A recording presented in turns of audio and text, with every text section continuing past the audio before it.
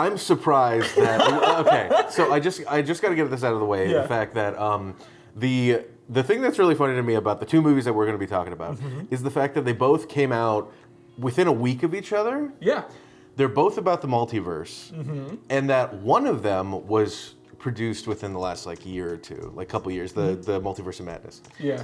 And that Everything Everywhere All at Once was produced over 6 years or 7 years. Really? They started thinking about it in 2012, and then the whole world caught up to them. So they started off with okay, cool.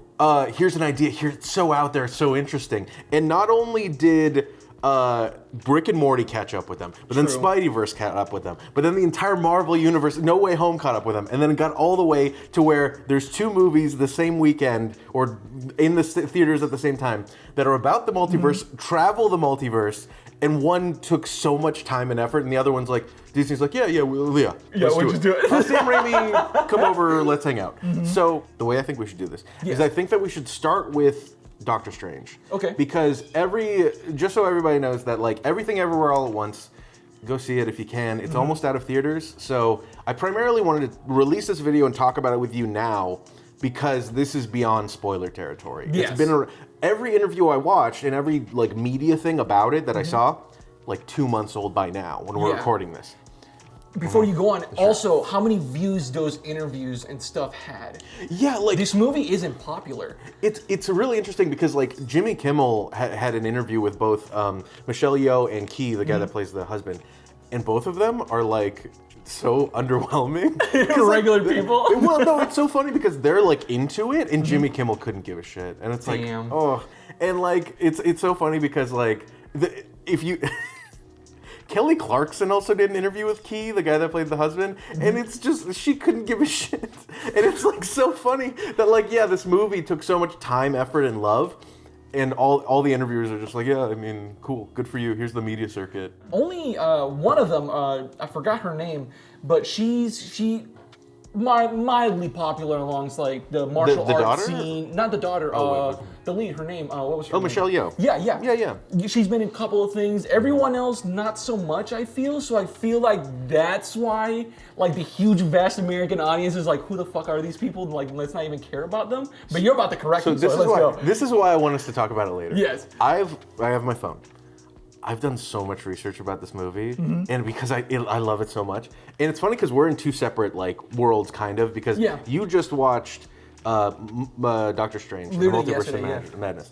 I watched it I think opening that Thursday of that week, and then around that time you watched Everything Everywhere All at Once. I just watched Everything Everywhere All at Once twice, and I love it. So we're kind of on. So I think that we should start with Multiverse of Madness because everybody probably has already seen that and they want to just kind of cover all the cool fan stuff, which I think is really fun to talk about. Yeah. But then I want to just really dive in about all of the. I want this to be, go watch all of the, they're going to be linked in the description below.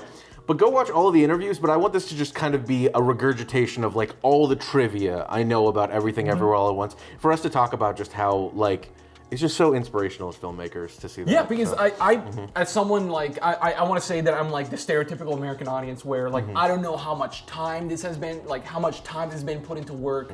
Because when when the commercial first came out and I saw the trailer, I was dude, what the fuck? This entire movie, to me, it felt this is just existentialism and I just don't want to be here. And half of it, literally everyone feels that way. Yeah. And I was okay, cool, I want to see this.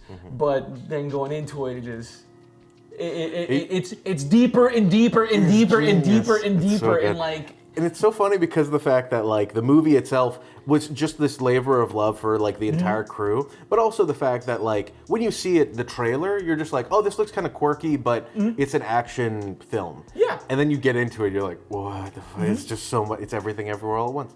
So I think that it's going to be fun to talk about the big blockbuster and then follow that up with just its antithesis. It's okay, cool. Here's something that was made by a corporation to sell toys and get cameos for the next Marvel movie. Here's something that is a self-contained, perfect nugget of just art. So, but they weren't speaking Spanish, so that's why we'll put them in last. So is that why? Is that why we? No, that's why we should talk about it because they spoke Spanish in the first 5 minutes of Literally yesterday, I walked into Mm-hmm. the Multiverse of Madness or whatever, and I legit thought that I walked into the wrong theater.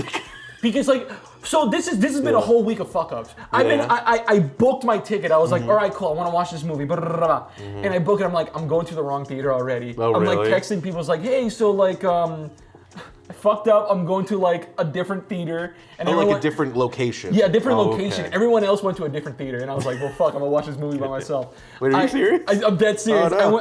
I went to see this movie, and I walk in, and they're like, talking Spanish immediately. That's the first words is in Spanish. Yeah, and yeah. I immediately, and there was no subtitles. Wait, there were. I think there were. It's Not just for the first words I want to say. It might not have been. Anyways, sure. maybe I wasn't paying attention to subtitles, but I hear You thought that. there was a dub? And I was like, shit. I just walked into a dub, and they continue in English, and I was like, oh, what is going on? And the whole Spanish speaking thing. But go back into the whole madness thing. I walk in there. This is as someone who, how can I say? I like the Marvel films, but let me tell you, Dr. Strange, he ain't that interesting to me. Yeah, no. To me, it just felt like, oh, let's just grab this guy and make a couple movies. Going back and watching the Doctor Strange movie, it's literally just a VFX demo reel where they're like, look at this kaleidoscope thing we can do. Later, and then bye-bye, Yeah. and kind of, how can I say? I feel like Doctor Strange is more powerful as a side character than anything, because he's just one of those dudes who's like, I'm too powerful. Well, he's fun to watch his reactions. He's the straight man, so everything else needs to be crazy, and so for him to be like Jim Halper, yeah, that kind of thing. So for him to carry his own movie is some other stuff needs to happen. Exactly. Like this movie. I feel like you have to introduce characters with more dynamic, shit like that, and they did in this one, which was really fucking cool. But the movie just starts in inaction. They're in a different, just boom dimensions, and they're like, necesitamos agarrar. They're like, what? And la biblioteca or some shit like that. The fucking book is and they go after. You see this. I almost want to say it reminded me of the Mummy. Remember the Brendan Fraser mummies? Just the wrappings and whatnot. I was like, it's like a giant mummy monster that they're running away from. And this entire time I was like, what? Because he dies, right? I'm going into spoiler territory now, sorry. Sure. Doctor Strange dies. So spoilers more or less for the, do you want to just go into, let's do. I think we should just go into it because the first scene is just insane-o. It's been primarily, and the whole reason why I wanted to do this, like I said, a month later, spoilers for both of these. You guys have seen everything. I mean, the main thing is the one reveal of the cameo. And it's all of those cameos during the universe jumping. So I think we're post spoiler territory. If you don't want it to be spoiled, go see the movie. Go see the movie already. Yeah. I mean, we're at that point. So quick review of both. Multiverse of Madness, very strange and kind of cool. Everything Everywhere All at Once. If you haven't seen it, I'm so mad at you. I'm furious. Super mad. I'm furious because it needed it. Apparently, it did decently at the box office. The budget was $25 million. It made $50 million. That's not this. It's by producer Hollywood names. It made double his budget. It's technically it's a success. But I wanted it to blast away all of the expectations. But quick review from you before we go into spoilers for both movies. So for both movies, Doctor Strange, it took me back. Okay. It literally took me back a little bit where things were more fantastical and not taken as serious. So therefore, I really enjoyed it. Right, everything all at once. Right, it's one of those. How can I say? It's a must, mostly because of how can I say, grandiose the entire idea is and how effective it was to executing it. Because I feel like there's been crazier, bigger ideas. Time travel is one of them. And fall in its execution because it gets way too in itself, at the very ending or some shit, and then it just ends up just ruining itself. And this one is none of that. Just go watch it, please. Seriously, it's not what you think it is. It's not just Just go watch it. It's really fucking good. And the directors of it, like, it's so funny. Like, we'll go into it during the spoiler stuff. But like, it's so funny that the directors had worked on so many other things that are kind of similar. And they made. Did you ever see Swiss Army Man? Yeah. Yeah. They made that first, and they just have weird movies. Yeah. And it's so funny having tracked them through. Like, Swiss Army Man was this kind of tender, weird thing about friendship, but this one is Lots so. of farting. Yeah. And this one is so like. We've taken every piece of the buffalo and put it into this movie. So go watch them. They're great. Spoiler time right now. Now. So you were saying about into the multiverse. Yeah. So first of all, someone who's not a fan of Marvel or anything, you walk into the theater and you see a strange man with a goatee, and suddenly there's this little girl there. Yeah. And you're like, I don't know anything about Marvel. It's like, who is this person? They're fighting a giant mummy creature, and Doctor Strange literally just dies, and they just enter a thing. To me, good fucking opening. Seriously, because like, where do you go from there? Your lead is dead. The lead bad guy is like gone. We don't see that again.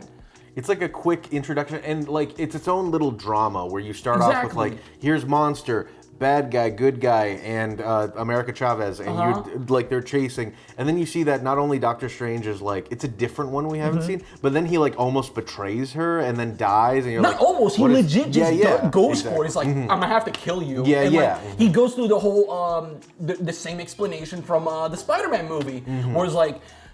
Like that little sacrifice compared to all this makes no sense, buddy. So we have to do it, and like, how can I say? We don't see Strange go through that arc in that movie. We see his expressions. We see him go, okay, sure, and walk away. But in this one, he actually like learns his shit. Yeah. But anyways, so we start off with that. He's like completely dead. Yeah. You're like, what's going on? And he just wakes up, right? Typical, like, it does that awesome camera move where like it just zooms out in the tree. I was like, like Sam Raimi, he's here. He's in the building. That was a really weird thing for me that like, the more I think about it, the more I'm like, this makes sense. It just weirds me out. Is that every dream is technically your multiverse self? Remember I when they like said that? that. I think it's a cool idea. It's just like, the more I thought about it, the more I'm like, I don't know. I think that whole dream thing should only apply to superheroes though.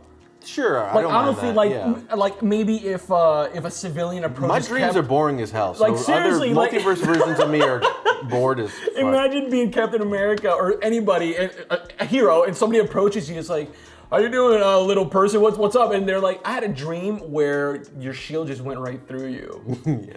Like, did you feel that? And you were a woman. And you were a woman. And Captain America's like, me? A woman? And like he just fucking freaks out or some shit. Like, I don't know. Sure. But having that explanation and giving it to the heroes, have that like a hero power, or even magic users in general. That would be. To me, I'm just imagining like a normal Joe or something. But the reason why that kind of gets me is because. Like I said, we'll talk about everything everywhere all at once later. But the fact that like the rules to the multiverse, like it's the multiverse. Yeah. It should be so vast and unlimited. But the universes that they go to are kind of boring, frankly. Like and they only go to like 3 or 4. Exactly. So when they say it could be any of the universes on the infinite multiverse, and when you think of that, you're just like, okay, cool. There's a paint world and a cartoon world where they just keep like they tumble through a couple of them. But at the end of the day, like they don't go to anything bizarre and use the multiverse. And that's why like a lot of people were frustrated by the name of it because they're like, oh, the Multiverse of Madness. We'll go to a bunch of multiverses.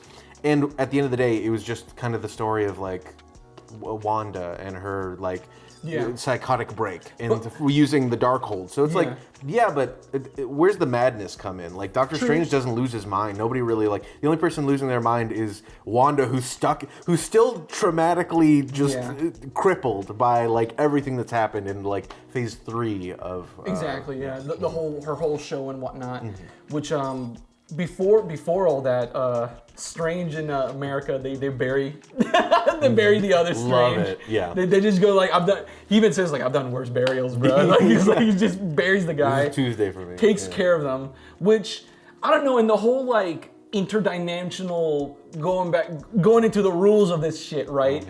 Is having him there it's like a bad thing, no? But like he buries him and just like. See, I don't even know, because we're at the point where, like, and this is my issue, is that, like, the movie has rules, kind of. Exactly. Where they're just like, oh, there needs to be a Doctor Strange in every universe. And I don't know if it only applies to the Time Stone, technically, or the stones. Because it's like, hey, every universe needs these stones. So if you, like in Endgame, if you take the stones away from one universe, you need to bring them back literally immediately, or else bad stuff's gonna happen. Exactly, yeah. But in our universe, they destroy the stones. So it's like, okay, so is it the energy of the stones? Like, what happens? And so, like, that rule alone is like a bit of a thing. And then we have, okay, you have a Doctor Strange here, you have a Doctor Strange there. Can they just exist in other universes? Because the only character that we see that can transcend the multiverse with no problem is America Chavez, which is interesting within itself. But which I kind of love that moment where she's just like, he's like, how do you know that your dreams are your multiverse self? And she's like, because I don't have dreams. I'm like, love it. Cute. It explains the entire. It explains why, and like literally just one sentence. We don't need it. We don't need a 30-minute reason to like in an not exception. In like an interception type story dialogue thing, like how dreams are supposed to work or whatever.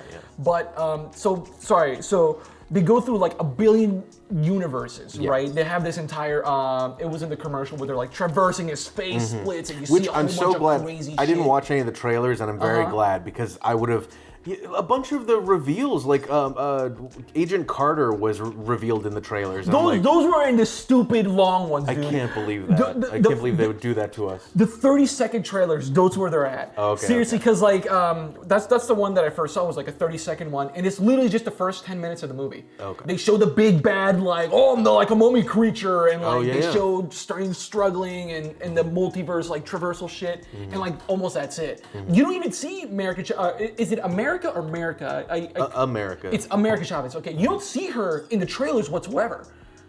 You see, there was one shot that I saw that I was like, okay, this is kind of silly, is that she's running away from like the big eyeball creature with the squiggly. And I don't know if I'm just a dickhead or I'm actually miswatching it, but like it looked like the roto around her wasn't particularly good. So when I was watching the movie, I'm just like, oh, you guys are reaching the limits of just like how much we can accomplish on such a crazy timeline. But like whole movie looked good. I'm not trying to say it didn't, but like it's just really funny that like that was the distinct shot that I remember seeing in the movie. Then I watched the trailer. I'm like, oh, okay, well there it is again. So yeah, there it is.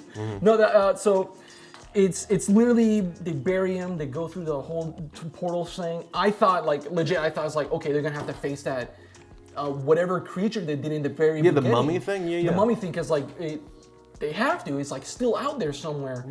But, how can I say, he wakes up, they go through his life. His life is like normal. It's like way too really good. Is, they even explain like he's like tying his ties like a regular man ties his tie, not him. He's no regular man. He goes and it just does it itself. We see him go to church. What a nice person, I guess. He talks to I forgot her name. The Rachel McAdams. I don't remember her name anymore. Is it Christine? I don't remember anything about her except for like.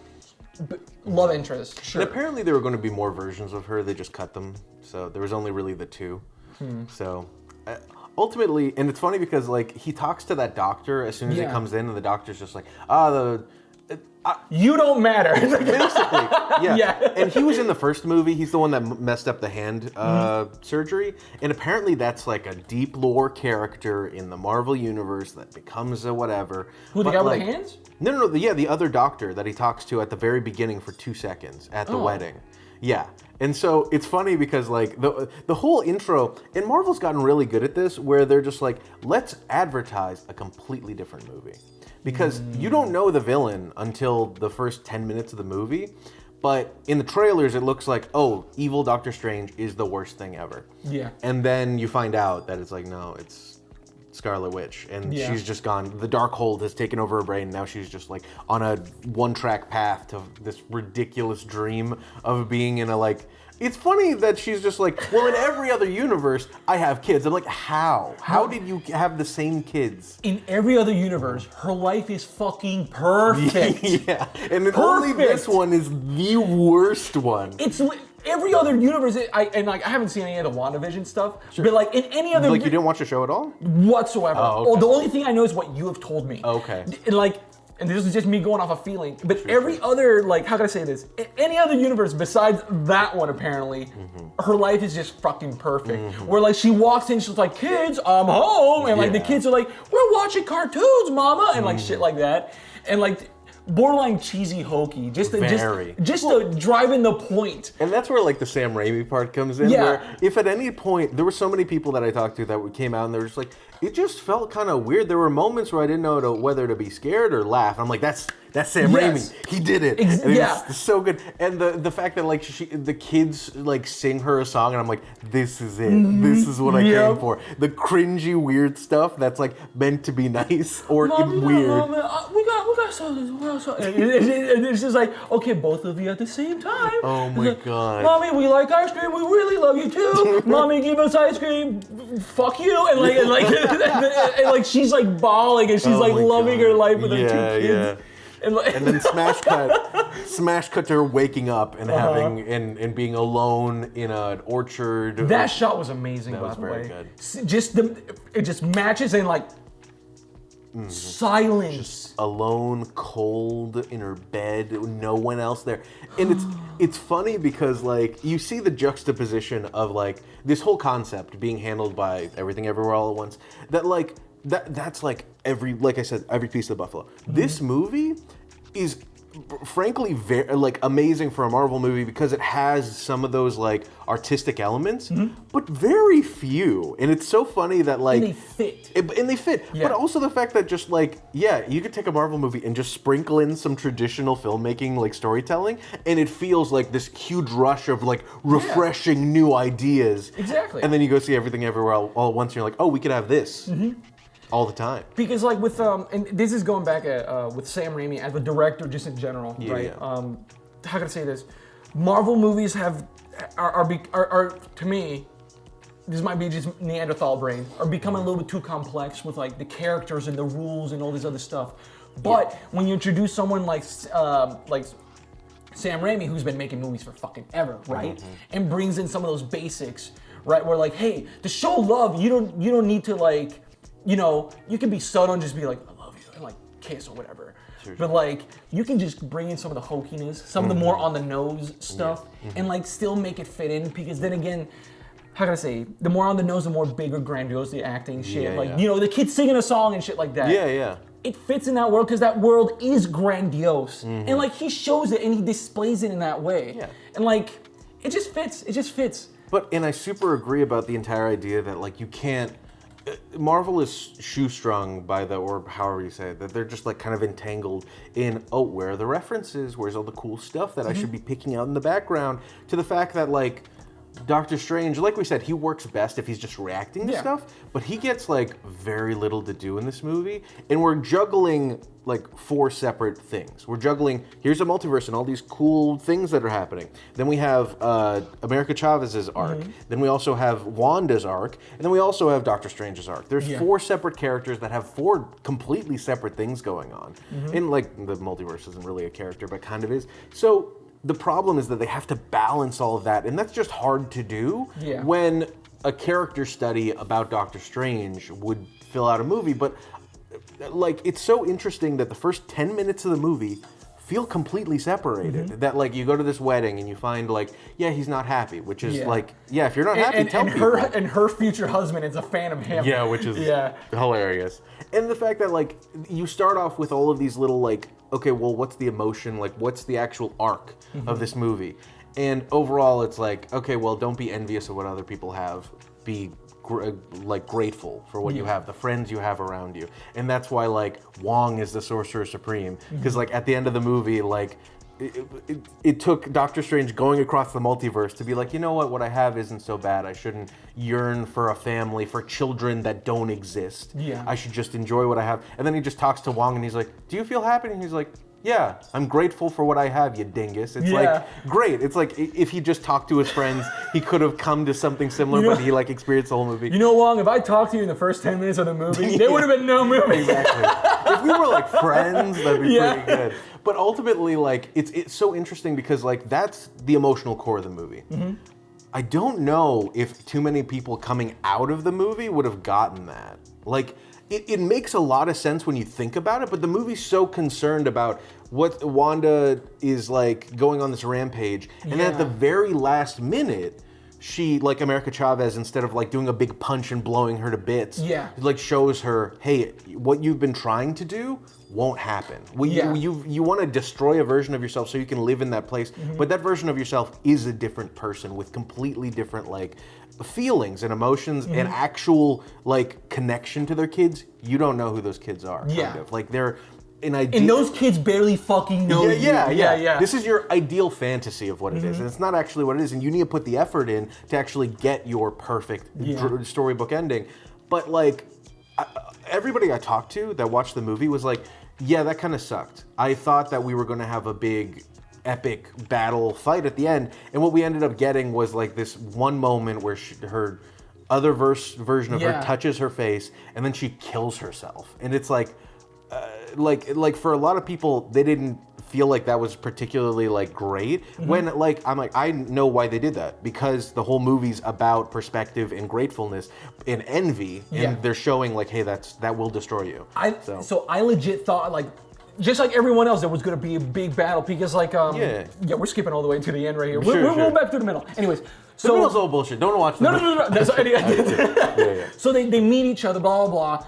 And I legit thought, I was like, oh my god, that other Wanda is gonna come up and is like, stay away from them, you bitch! And like start like fucking do magic and shit. Yeah. But no, like, I personally felt like it was very fucking smart. Yeah. Because like, imagine being like America, right? And just like, I've been running away for so fucking long. I don't know like where I'm going. I don't know what's happening, yada yada. All I've seen is violence. Yeah, All I've seen is people just kill each other, want to murder each other. Yeah.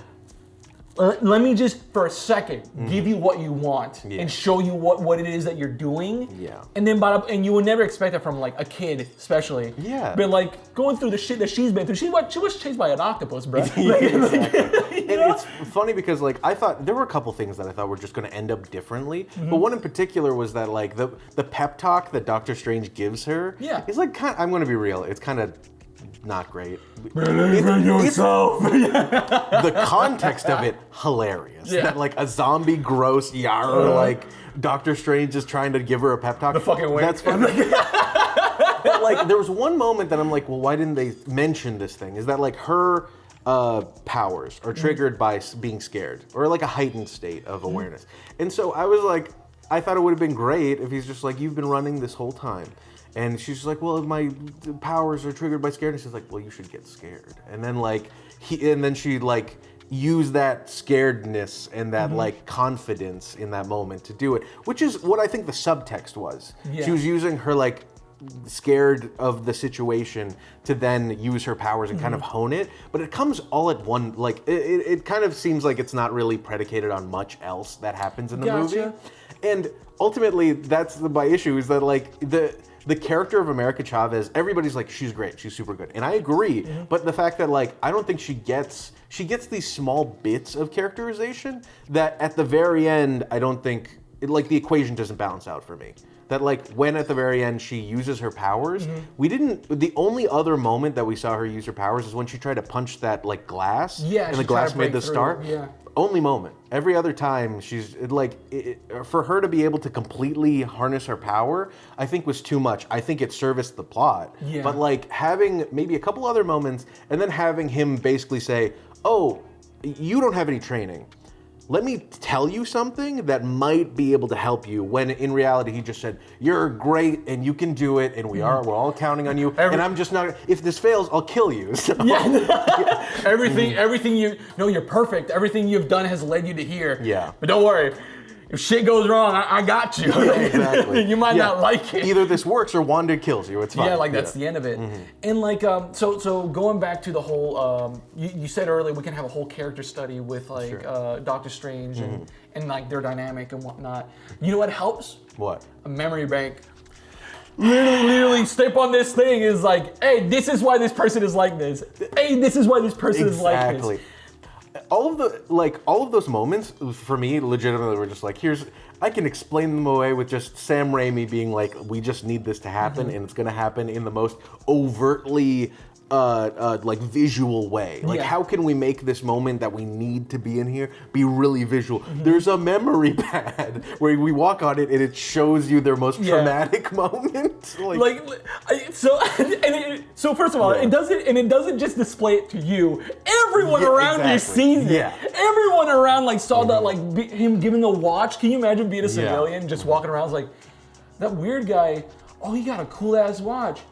Oh, he got dubbed. Yeah. And like just laugh at him and walk away. Yeah, and then being a regular person and walking and seeing someone's parents get sucked into a star-shaped hole. Yeah. Oh, like, because you saw a bee. Like, can you imagine? I forgot about that. I saw a bee and my parents went through a portal. Like, which I think is a great moment to show us that like even the smallest, she's afraid of even doing the smallest thing because then that could kill people. It fucks her up. It 100% fucks her up. Yeah, which is great. Yeah. And like that to me. And then we see Bruce Campbell, which is the best part of the movie. That to me explains why she wouldn't why the only time she ever travels is when she's scared. Yeah.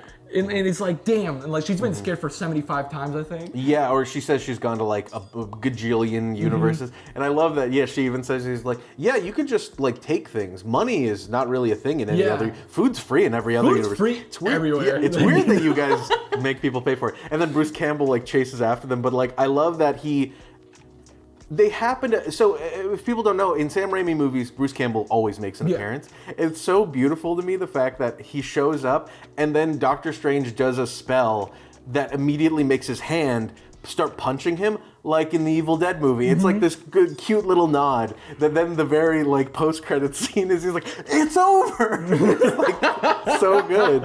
Love it. But not the, so they have the whole memory bank talk and like, they could have had a scene where like, hey, let's go to this alleyway and like let's practice. Sure. Like your punch or like let's practice doing it. It's like what gets you scared? It's like, oh, well, I don't know. It's like just think about it and like maybe have a small moment. That would have been good, yeah. Where like she goes, oh, and you see like a small star shape on a wall or something, and like maybe shit just starts growing a little bit. I miss training montages. I really do. That would have been just nice to them to have like a quick moment where they're just like, let's do a little quick, like what do you even like while they're walking? Yeah, just something quick and. And that brings us to the like their immediate answer is just like, well, let's just go find me in this universe. Even though she just said a while ago, he's like, you in another universe try to kill me, and they all do. They keep doing it. So I don't trust you very much. But then when they go to find him, this was the moment that like I was like, well, what is the arc for Dr. Strange? Because we start off with him like being like, oh, no one loves me and I'm alone, which is fair. But I must take control and like does his shit. Yeah. But like the other doctor says like, hey, the snap happened and I lost. Like the snap happened, I disappeared, and then when I came back, I lost both my cats and my brother. And I'm like, oh yeah, this is still a traumatic thing for a lot of people. And then he asks him, he's like, was there any other way? And he's like, no, there was no other way. And then when we show that he's in this new universe, he died. And he saved everybody from the snapping. Yeah. So in my mind, I'm like, what if the 14 million things that he went through his head and like only found the one that worked was the only one where he survives. And so this whole movie's about selfishness, which it's not. Okay. And so like in my mind, I was like, wow, that would be like really interesting. When the movie ultimately is about selfishness, but showing that like, hey, in another universe, you saved everybody, but by you saving everybody, you just destroyed a whole nother universe and committed like a gajillion genocide because you were so hell-bent on using the Darkhold for yourself. A gagillion genocide. Yeah, exactly. Whatever that would be, and you made it into a big evaporating place. So having that moment of like, him being like, oh, I guess like I'm Lay Epic in every universe, and then being like, okay, well that's not actually what happened. Yeah. And then we lead to the Illuminati, which is all the fan service stuff. So now we're in this portion, right? So they're walking in this universe. There's vines all over New York. New York looks not like New York. It looks beautiful, okay? Yeah. And like everyone's wearing gray. Which, by the way, did you notice that everyone in that scene was walking one direction except for those two? Yeah. Which is like, to me, it's like they're either in a universe where they're walking on the wrong side of the road, like they don't give a shit, or it just looks aesthetically pleasing. Anyways, so they go through all that and they find the Council of Ricks. And so literally the Council of Ricks. Apparently one of the writers or the key writer wrote for Rick and Morty for that movie, so it kind of makes sense. Yeah. So they go into this universe where Strange is dead, and it looks like the Ultron situation was handled. Yeah, like they make Ultron, but like they do it right. Yeah, and like Ultron is like good, he's doing the right shit. Where like you see the Ultrons, and I was like, oh shit. Yeah. A bad movie's about to happen. Yeah, well, but that's also something that like so they do stuff in quick succession that you're just like, Ultron's purpose was that like, I want to make a utopia, and the only way to do it, like in the comic books, is to kill the Avengers. You guys suck and you're making everything worse. And like there's that moment in Civil War where Vision just straight up says, hey, since Iron Man happened, there have been more supervillain things. Before that, there weren't. So like by us being superheroes, that invites supervillains. So like Ultron basically says that, and he's just like, you guys suck, I'm gonna get rid of you. So in my mind, as soon as the Ultron robots show up, I'm like, oh, Ultron happened, and he made a utopia, and it's because there's no superheroes. Yeah. So, yeah. And like, so... Which isn't what happened. Yeah, so but it's still, how can I say, the fact that it allows your brain to do that. Yeah. The fact that it allows you to like do that and like feel like fulfilled with that, even if it's not wrong or even if it's right or wrong, whatever. The fact that it lets you do that is really cool. Yeah.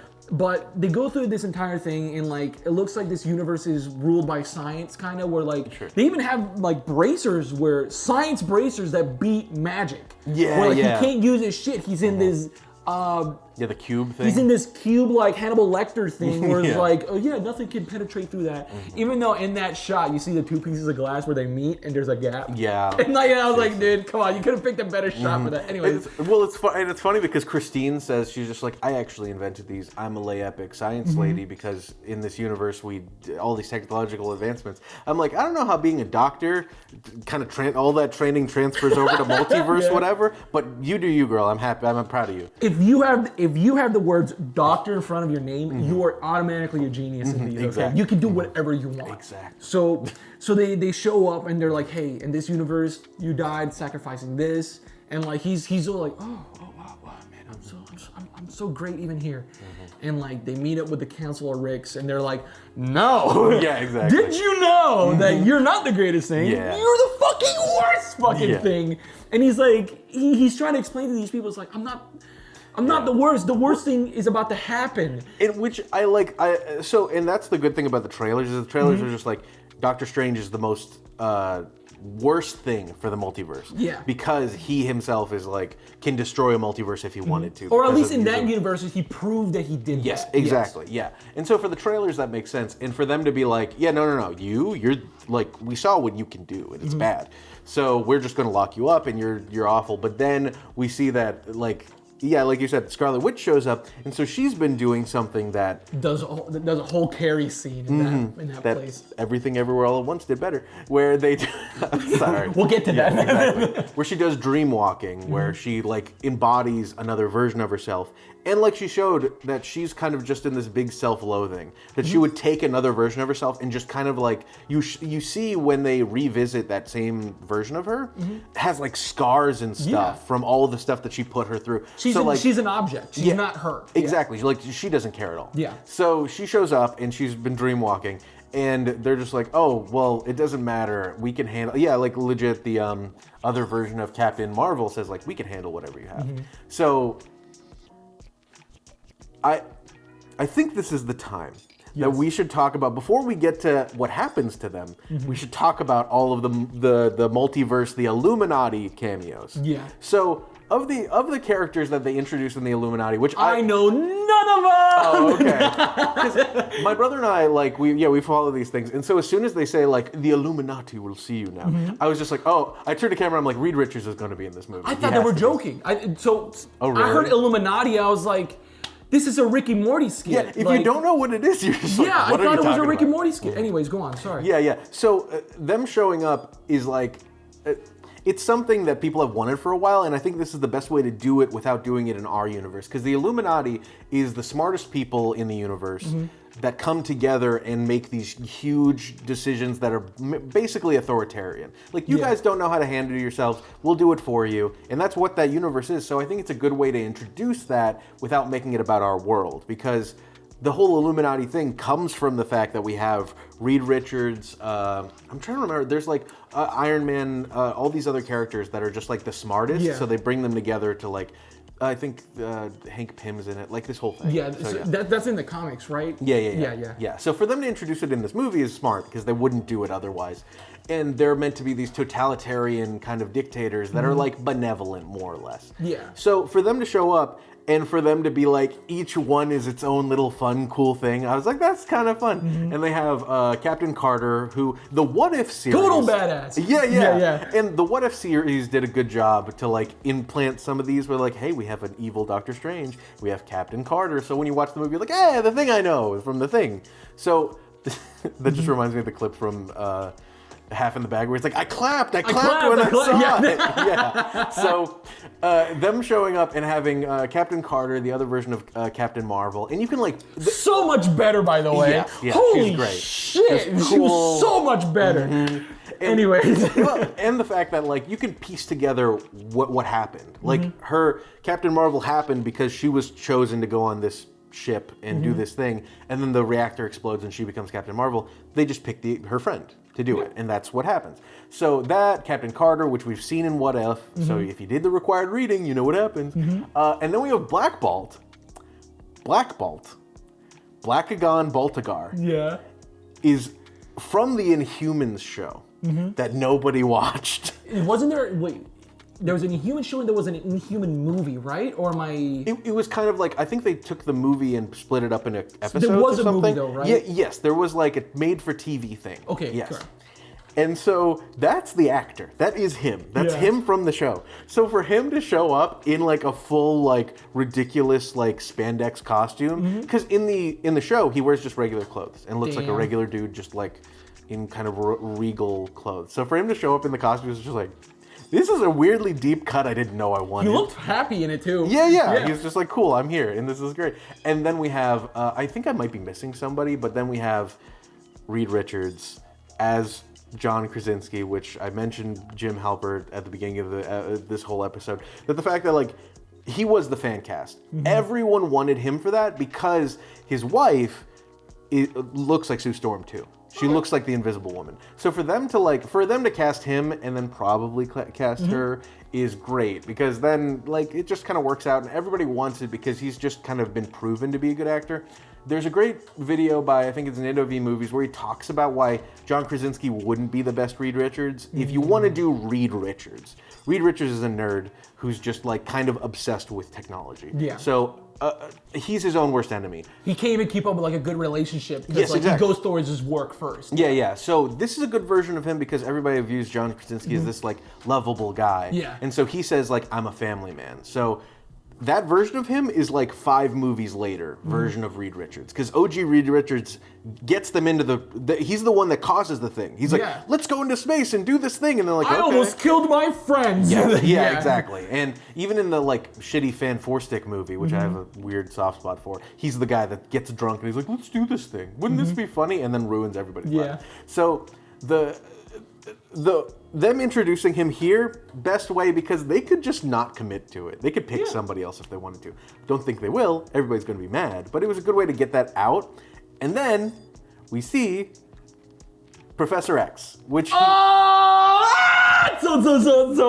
can I talk about this? Yes, please, yeah. So, the whole Council of Rick is happening. I don't know who the fuck these guys are. I see Reed Richards, and I'm like, me not knowing anything that you have told me, I thought he fit the fucking part. Yeah. As someone who's seen Reed Richards like in the cartoons and whatnot, he's always come across as like as a soft spoken, like, hey guys, let's be reasonable here and shit. Yeah. He looked the part. He fit it. He did well. I expected him to go, hey, don't be too loud, okay? Yeah. Like I thought, which he did. Like he had a couple of moments where he's like, hey, let's calm down for a second. Like down. He's just like, hey, Wanda, I have a family too. So I was referencing the Be Quiet movies or whatever. Like, don't be too loud. Anyways.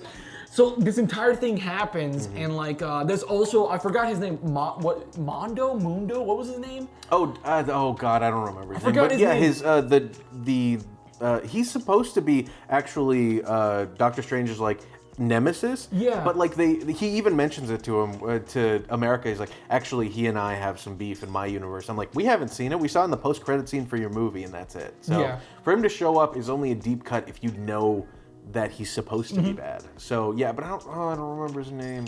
It's like Mondo something. Anyways, but like so he's explaining the whole like, hey, the Illuminati's for like these fucking reasons, like you were part of it, but fuck you, or some shit like that. And out of nowhere, out of fucking nowhere, I'm over here just like, I don't know. I know about what was his name, Black Bolt, or because like he whispers to you and you're fucking annihilated. Right? Yeah, exactly. But out of nowhere, you just hear. God, and I was like, what? They use the fucking music! My brother and I laughed so loud when we heard that, and everybody else in the theater was completely silent. We're like, there's nobody... Really? Yeah, how do you not hear the like, how do you not hear those chords and like not pog? It's like, so good. Oh. And like he walks in and like he's fitted. He's just walking in, is like, he's got the huge giant wheelchair from the comics. So, and he's telling everybody, he's like, they're all right, and like, we had to kill you, and like, honestly, really cool fucking scene. Like, they're all, and he's just sitting there defeated. This is that universe's Strange. Sure. They go through like, hey, like, you think you were grandiose, you think you did the mighty sacrifice. No.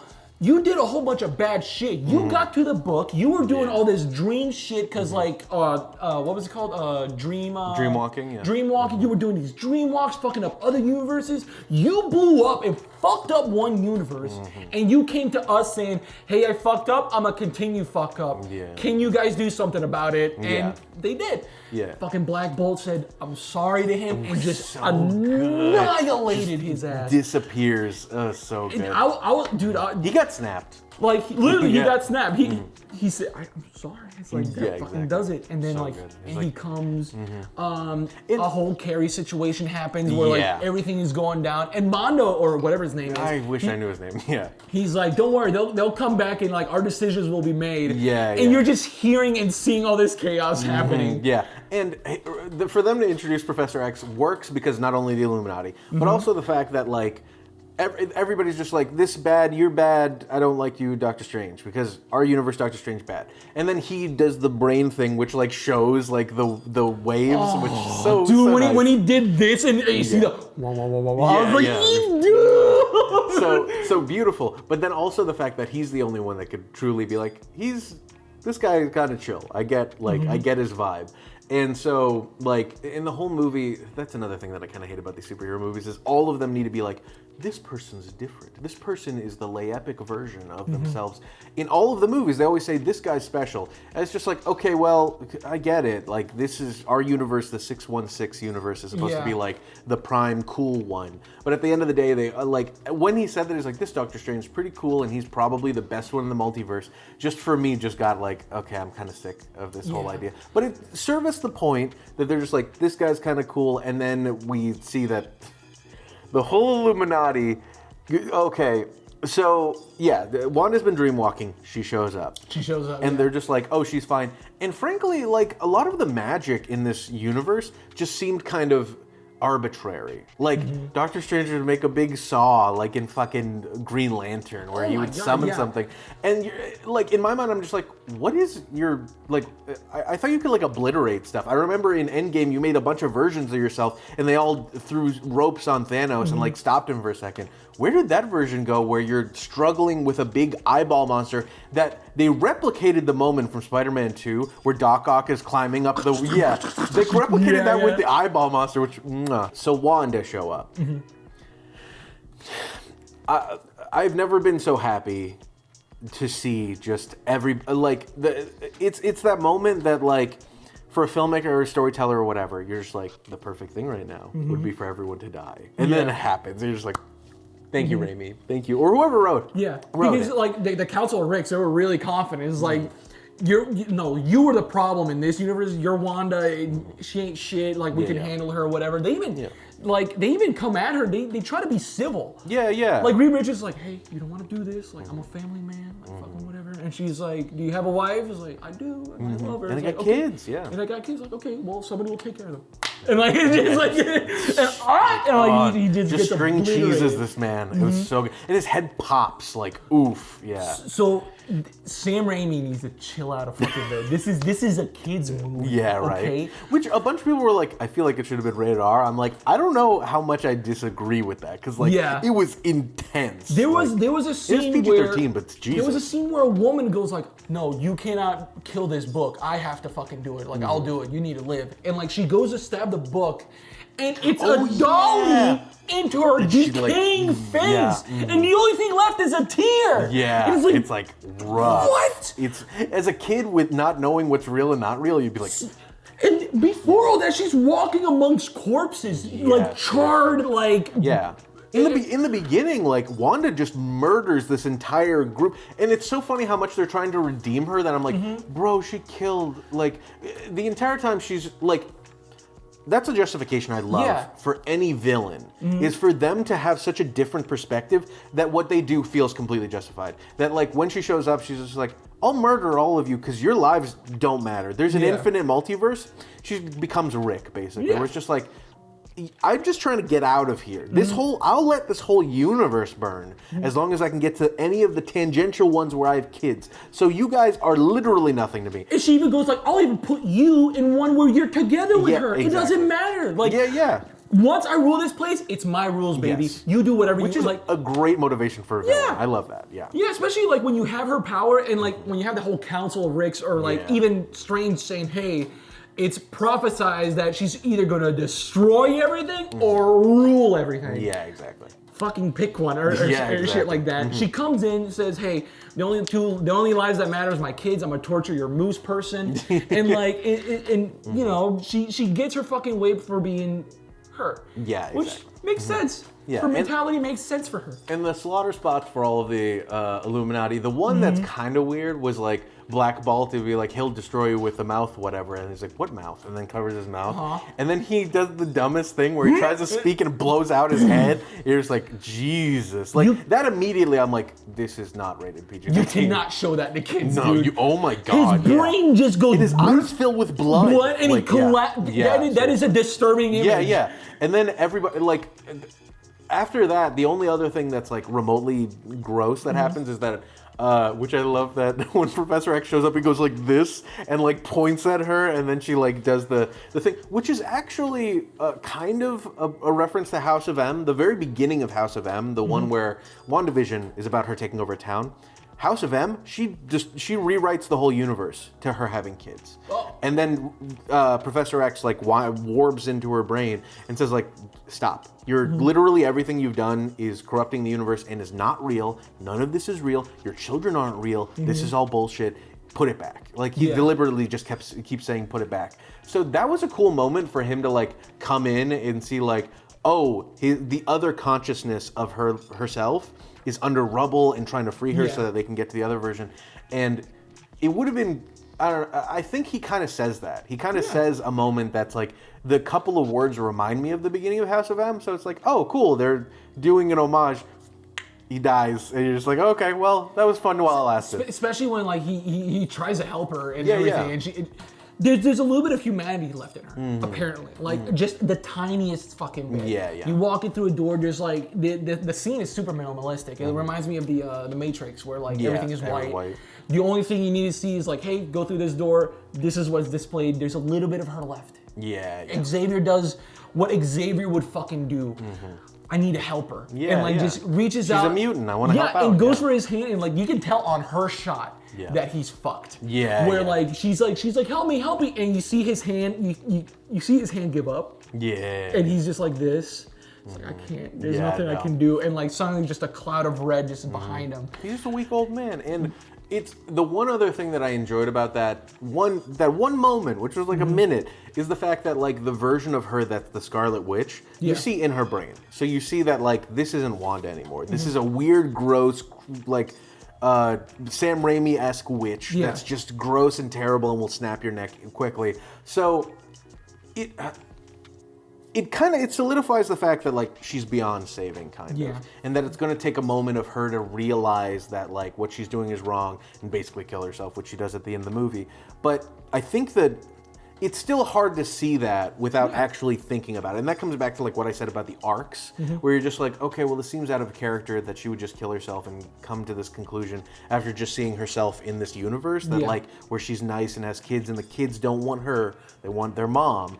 And so this is like the only glimmer that if you're paying attention, you'd be like, this isn't Wanda anymore. This isn't what she's like. Even though she looks exactly like Wanda did. Like that's my main problem with the movie, is that it keeps going with this just like, if you're paying attention, this all makes a lot of sense, but if you're not, then you're enjoying a fun action movie. But you really need to be like following the script and following those little like flagpole moments where you're like, cool, I'm going on. And then from there, she's just coated in blood and has her Carrie moment. Literally Carrie situation. She murders everyone in cool ways, except for Captain Marvel. I thought they could have done better with her. Yeah, because she just rocks fall. Who's that person in the monument, by the way? Who is that? I don't remember. Honestly, I have no clue who that person was. I think that it looked like not Justice Wonder Woman. Oh yeah, Wonder Woman. It did. Yeah. So I don't know who it's supposed to be, but I think the reason why they did the rocks fall thing is because, which is stupid. I hate that. That's my worst death. But I think the reason they did that is because I think they showed that she was like incapacitated, and because I don't think she's dead. Like rocks fell on her. She's not dead. So I think it was just to be like, okay, cool, she's out of the way. I'm going to keep going. So. They can always do like the Dragon Ball Z thing where like the hand just goes and like they're still alive and shit like that. Yeah. Because like when she like got the rocks on her, I was like, don't she go through rocks? Like isn't that one of her things? Like she can just power through shit. Anyways. Yeah. So then we have this like kind of little, it's a weirdly overly long sequence of them running and she's like limping after them, which is I love that. So that was a Sam Raimi moment. That was a moment where I'm just like, okay, this is cute for the fact that it's like a horror movie and it's building tension, but we've seen so much from these superheroes that's like, why don't they just run fast? Like, why Dr.Strange can fly. Why did she stop when that one metal door, like out of all the metal doors, she couldn't rip that one like paper? Exactly. Yeah, like especially when she was like limping and going.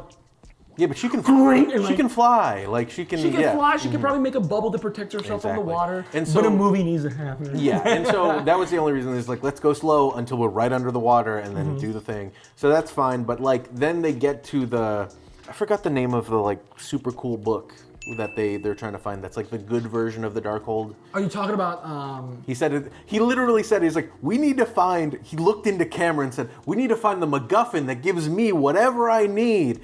Says the scriptwriter that wrote it. I think he was trying to get to the book itself as well. Yeah, no, but it was like the good book. It was like a beautiful white book that only exists in the whole multiverse. There's one book.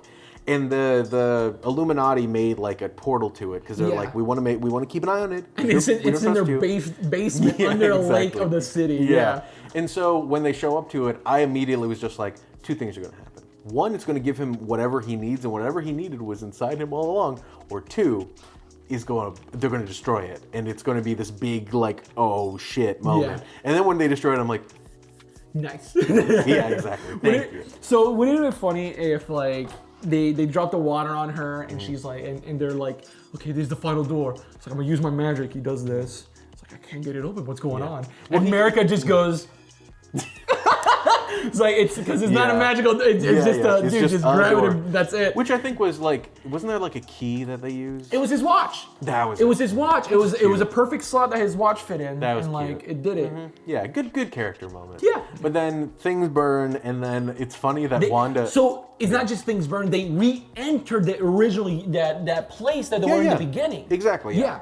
Which was a good like setting that up at the very beginning. I thought that was gonna be the end of the movie. Yeah, right. I legit thought that. But anyways. So and that like in a traditional story would have been it. Yeah. But the fact that they're trying to say like, okay, we've done some stuff. Let's keep going. So they show up. The book just gets destroyed, and I love that Wanda like is just like, book got destroyed. Whatever. And then she leaves the mind of that Wanda, and that Wanda like a robot is just like, my kids, and then flies away. It's like, bro, like you're. She doesn't question what the fuck is going on. She doesn't do that. She just goes, oh shit, the oven is on, and like walks away. Like it's like, what the fuck? Did I leave the stove on? Okay, like, bye. what? She's gonna go back to her regular life. She's not gonna go, oh shit, I annihilated all of the Illuminati. I'm gonna go back home and finish dinner. Yeah, like, yeah. You know, anyways. Which I don't know if the version that you dream walk into, they remember what you did. So like, I get that. I don't know if that's justifiable in court. I don't know if that's justifiable. Exactly. Like, but like, anyways, so the book is destroyed. I was under the influence of another. I was under my own influence, Your Honor, from another dimension. He's like, well, guilty. Well, that was still you. Guilty on all dimensions, and like sent into life. Anyways, she realizes she leaves. The book is destroyed. Yep. How can I say this? It's almost like a reenactment of the first scene, really. Yeah. Where like the plan just doesn't happen. They need to escape again. And I forget. So they destroy the book. What happens after? They take from what I remember, she takes America Chavez. She takes America Chavez to the apparently big mountain. To the big mountain where the book was written. Yeah. The book was written on the walls of this big ass mountain. But they make it sound like it's a time paradox where it's just like, oh, this is a throne and it's for me, and it has her on the wall. And it's like, how would they know that you would be here? Who made this thing? That they said it was a demon, like a demon did it. Yeah, but I mean, like the fact that like is it like so? Are they trying to say it's Mephisto? Like it's what? The prophecies. I guess. Yeah. The prophecies. I don't know. It's just lazy storytelling. They're probably. I mean, I agree with you. The fact that like it's just not connected. It's fine. It's not a loophole. It's just like they're like, this is all we want this to be. You gotta admit, those big golems came out. They were fun. Yeah. They're like, hey, we're here to protect this place. And then so Dr. Strange goes to the universe where there's another version of him with an eyeball, and the coolest scene of the movie happens where they just fight with musical notes, and that was just like fun, little cute moment. And like you would never, how can I say this? So before all that, which Danny Elfman did the whole. I was gonna get to that later. Dude. Sorry, no, sorry. You good. Yeah, but go on. So that entire happens. They go into a dimension that's already crumbling. Yeah. Already fucked up. Everything is foggy. Everything sucks. It's Strange and what's her nuts? I forgot her name. Christine. Rachel McAdams. Yeah. Who's like the smartest interdimensional studiest doctor ever. Yeah, and the entire time you're just like, well, his version of Christine's taken and her version of Doctor Strange is dead. They should get together. And then later they have the talk a little bit, but you're just like, this is, I want you both to be happy. Yeah. So they get to, which by the way, so they get to the Doctor Strange house. I'm gonna call it the Doctor Strange Manor. Yeah. And like they look over, another Sam Raimi moment where like he just goes, he disappears into the window. It's like, wow, so you go in there. It looks like a Mortal Kombat scene. Yeah. Where like you remember Mortal Kombat where like they're facing each other. There's a portal in the background and shit. They're going through that entire thing. Was like, hey, I'm Doctor Strange and my universe is. I need that book. He's like, oh, this one. Yeah. Like, my entire world is. You see, just like you, they have the entire thing. It's like I'm just like you. I want to fix everything, and like I feel like this is like the beginning of his arc. Where like he starts to realize where like this entire time he's only thought, this is just me, he's only thought I'm cool shit, I'm hot shit, or I'm hot shit but I keep on fucking it up.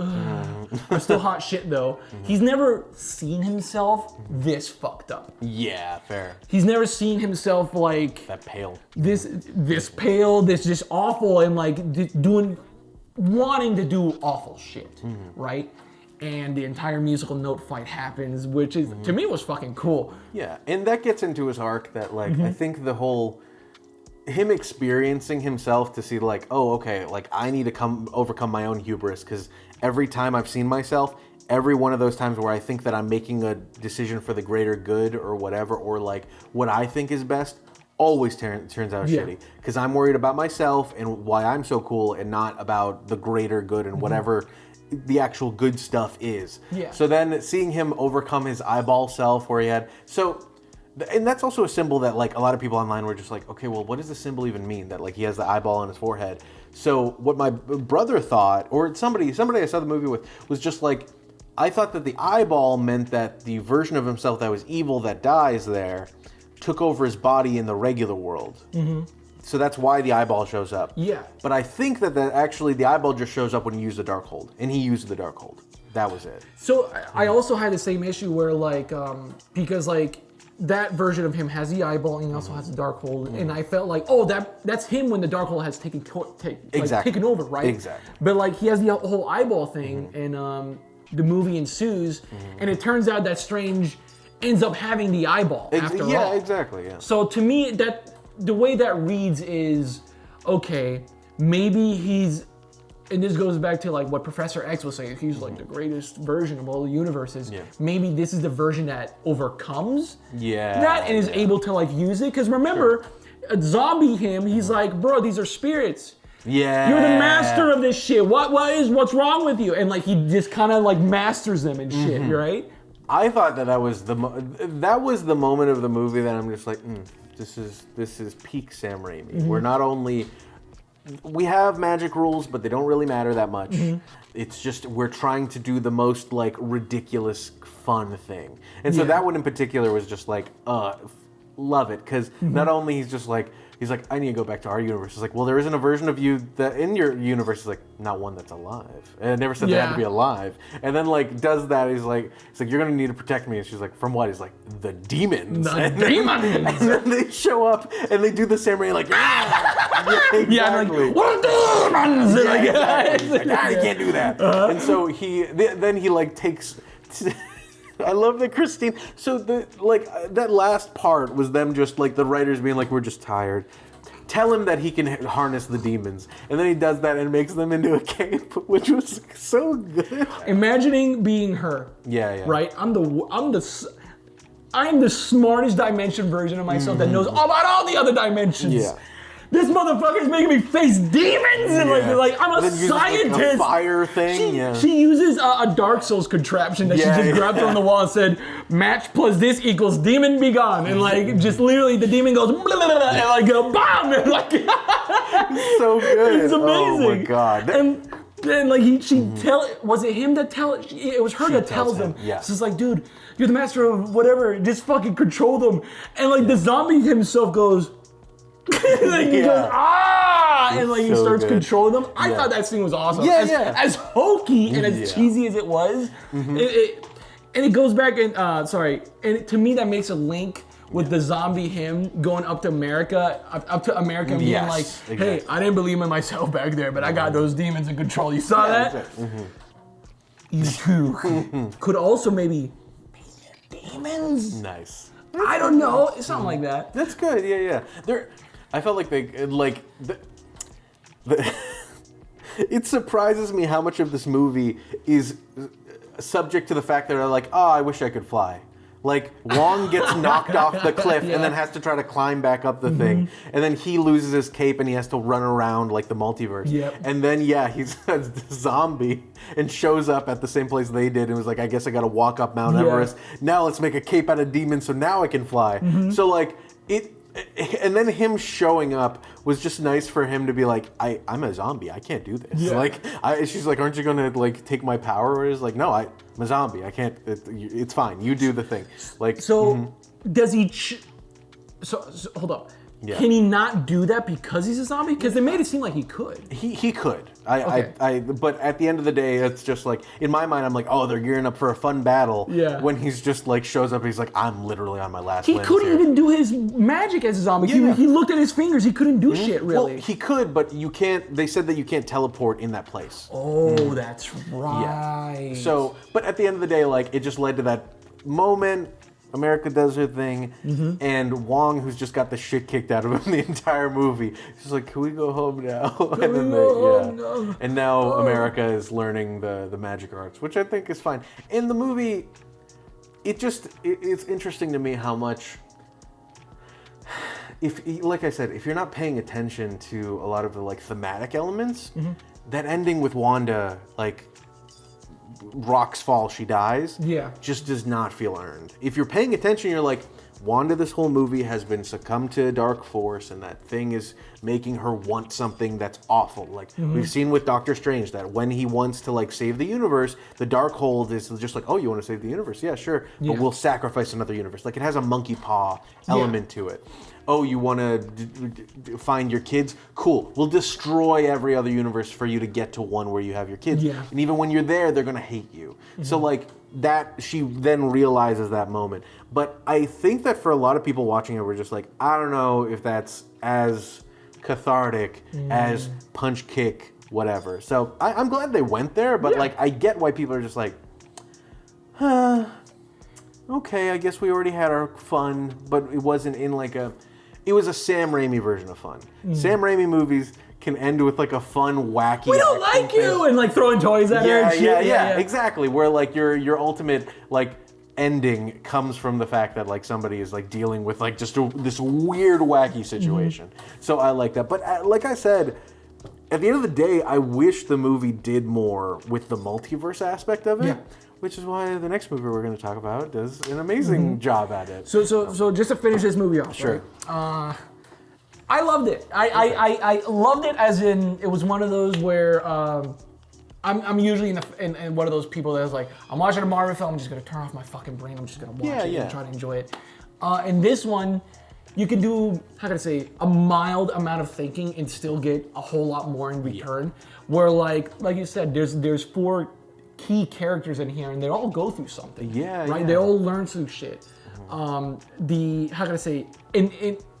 This is rare, especially for a Marvel film. They're all. That was my doodle over here. It's fine. It's all justified. Yeah. It's all really justified. It all makes sense. Yeah. Girl is trying to run away and find her parents who may potentially be dead. Yeah. Or she just thinks they're dead already. She just thinks, right? And like, dude is trying to fix everything, but like typical dude, he fucks everything up. And it's. How can I say? It's rare to see that, and especially to have like a nice, clean conclusion. I haven't talked to a lot of people where they've been like disappointed with the ending or stuff like that. Yeah, the only major thing about like people being disappointed are the people that are like they wanted a traditional whatever. But a lot of people now give Marvel a lot of liberty, where they're just like, you know what? Cool, I'm down with whatever you did, which is fine, and I think that works out for the movie because like I said, it makes sense. If you're paying attention, it makes perfect sense. But for me, with the movie, it is interesting that like all of their arcs, if you track them, lead to that ending moment where like Doctor Strange is like, okay, I need to stop pretending like I know what's best. I need to give control to somebody else. I'm not even the Sorcerer Supreme in my universe. That's Wong. I'm just going to show up, tell her that it's her job to do it, and trust her to do it. And for her, America Chavez, she's just like, okay, well, what have I been doing that's so like that I need to like flip a switch and do something different?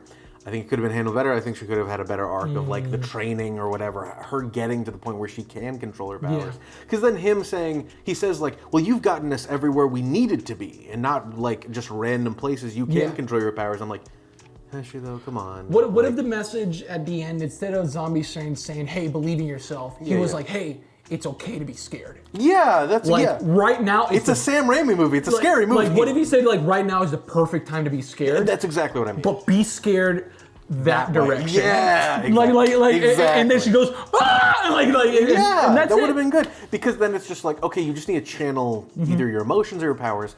I think that would have been better because it actually means something in the context of what we've learned about her. And then the last person that kind of has a switch flip is Wanda, who the entire time she was trying to be selfish. She realized if you really do love something, you just need to let it go, all that whole thing.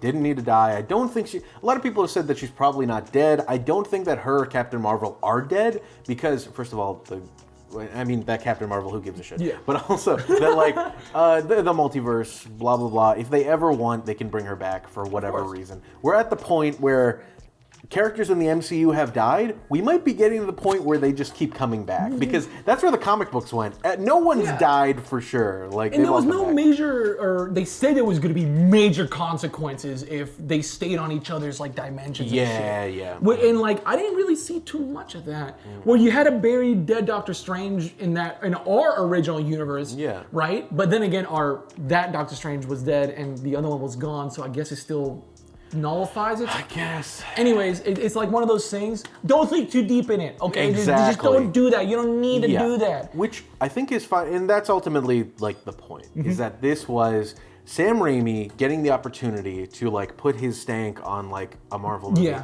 And a Marvel movie at the end of the day is just, like you said, some fun that you get to sit down, watch some sort of fun action craziness. Legitimately, I had this moment yesterday where I was like on Disney Plus for no reason. I was like, let me put something in the background. And I looked through every single Marvel show that's happened, including Moon Knight, which just ended, and I had no reason to go back and watch them. I had no want to do so. And I feel like that's just how the Marvel movies are, is that like they make something that when you're sitting there watching it for the first time, you're like, that's fun. I might watch it a second time to get some of those references. But at the end of the day, I had a fine time. Yeah. I enjoyed what I saw, and now I can just go back to whatever I was doing with a slightly better attitude. And I think that that's fine for what they are. And they know what they are. Like, exactly. Yeah. I just think it's first of all, good decision choosing Sam to like direct this, right? He's been doing his own thing, really, and for him to come back in such a like big major way, like there's a big major way as in huge budget, and the fact that to me it felt like he was given a lot of freedom. I don't know who you can tell somebody is like, hey, you have to make this PG-13 and go, but I still want to blow someone's brain out, and like I still want to do that, and like. I that kind of creativity I love. For me, I think that they were like, when we say that he got a lot of freedom, I think the freedom was the fact that they're just like, make something people are going to talk about. I don't know if they were just straight up and down like, and I think that he's matured a lot. When he did a movie after Evil Dead, and right after it was with Bruce Campbell was supposed to do it.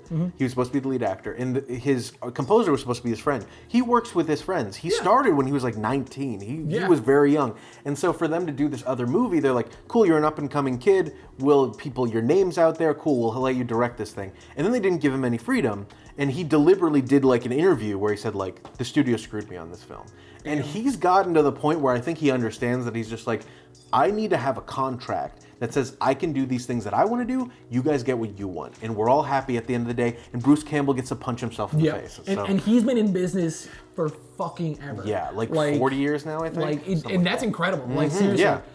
He keeps hitting them out of the park. You know? Seriously, I had so many. There's so many feelings. Like, have you ever seen Drag Me to Hell? Yeah. Like oh my that God. movie. Like that movie's it had fun. so many like these hokey events. Considered hokey, but within context of itself, it's horrifying and scary and cool, right? Yeah. Like a lot of people, before I went to see this movie, I was texting my little brother, and I was like, "Hey, I'm gonna watch Strange," and he goes like, "Dude, that movie's scary." And I'm like, "What?" And he goes like, "Bro, it's scarier than The Conjuring," and I'm like, "What are you talking about?" And like, I saw it. And in a way, it kind of is. Yeah. Because like The Conjuring is like, oh, it's scary. This is the tone horror film. Yeah. Oh. And this one's not supposed to. But then you have scenes where like a witch is snapping people's necks. Yeah. One of the most beautiful scenes is when she's first being possessed, and like she's walking away, and like camera follows. The camera follows her, and it's like slow motion, and like Sonny's like, huh, what? And like the wind hits her so hard that it blows everything away. The kids are not even paying attention. Yeah, no. I love this. And she's just like going through this nightmare hell. Yeah, and like the coffee cup is like an ocean, Oh and like my the pea God, spell so many stuff. cool fucking visuals. So She looks up and it's like the witch version of herself. Yeah. Oh, so good. One of the best parts is when she goes like, and like, I was like, oh my God, she's coming into my universe. She's gonna kill me. Like, like so goosebumps when that happened, dude. They should let actors look at the camera more often, I think. Exactly. For moments like that, right? Yeah. And like, beautiful moment of cinematography. And like, you hear the kids and she's like, huh?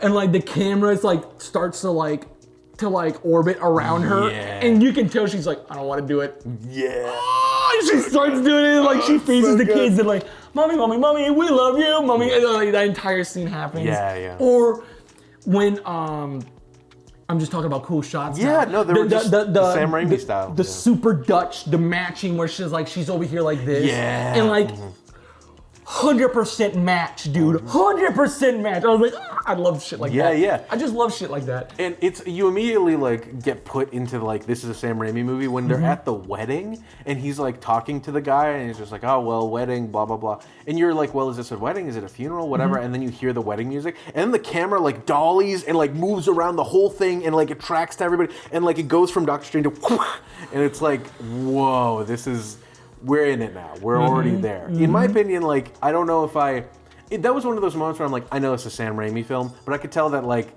if you didn't like that shot, strap in. This is going to be hard for you.